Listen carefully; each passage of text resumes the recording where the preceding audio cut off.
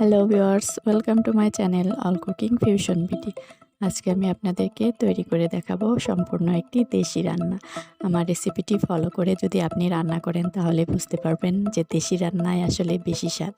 তো ভিউয়ার্স, আমি চলে যাচ্ছি তৈরি প্রণালীতে। এজন্য আমি প্রথমেই নিয়ে নিচ্ছি টমেটো। এখানে আমি পাকা টমেটো নিয়েছি, আর নিয়েছি কাঁচা টমেটো, আর 2টি আলু। সবগুলো আমি একই রকমভাবে কেটে নিয়েছি। আর নিয়েছি এখানে বাজিলা মাছ। আমি মাছটা আগে কেটে ধুয়ে রেখেছি। আজকে আমি হাতে মাখা ছোট মাছ রান্না করব। তো এজন্য আমি প্রথমেই একটি কড়াইয়ে দিয়ে দিচ্ছি 2টি পেঁয়াজ কুচি, আর দিয়ে দিব 4-5টি কাঁচামরিচ।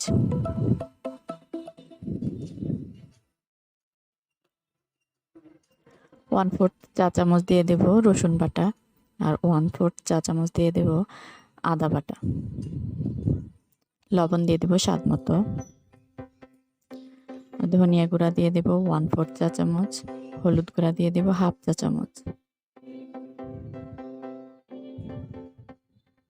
মরিচের গুঁড়া দেব 1 চা চামচ।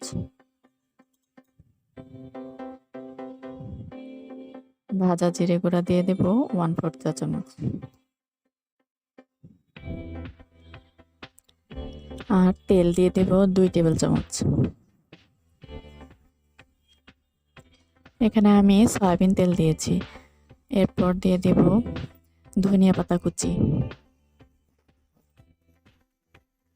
সবগুলো উপকরণ দেওয়া হয়ে গেলে আমি খুব ভালোভাবে সবগুলো উপকরণকে মাখিয়ে নেব।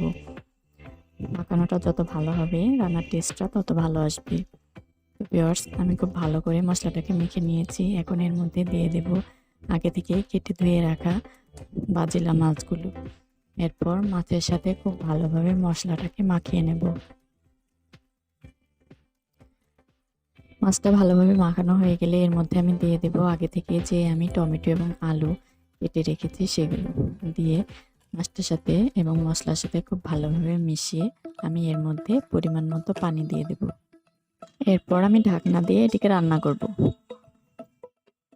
তো ভিউয়ার্স, এরপর যে যার মতো ঝোল যে যেরকম খেতে পছন্দ করেন সেভাবে রেখে রান্নাটাকে নামিয়ে নিতে পারেন। আমি আর একটু শুকিয়ে নেব। আমার রেসিপিটি ফলো করে রান্না করে দেখবেন, সত্যি খুব মজার একটি রেসিপি। যদি ভালো লাগে প্লিজ আমার চ্যানেলটাকে সাবস্ক্রাইব করে পাশে থাকবেন এবং পাশে থাকা বেল আইকনে ক্লিক করে অলে ক্লিক করে দেবেন, যাতে আমার পরবর্তী ভিডিওটি সবার আগে পৌঁছে যায় আপনার কাছে। আর যারা অলরেডি আমার চ্যানেলটিকে সাবস্ক্রাইব করে আমার পাশে আছেন তাদেরকে অসংখ্য ধন্যবাদ। ভিউয়ার্স, দেখতেই পাচ্ছেন কতটা লোভনীয় হয়েছে।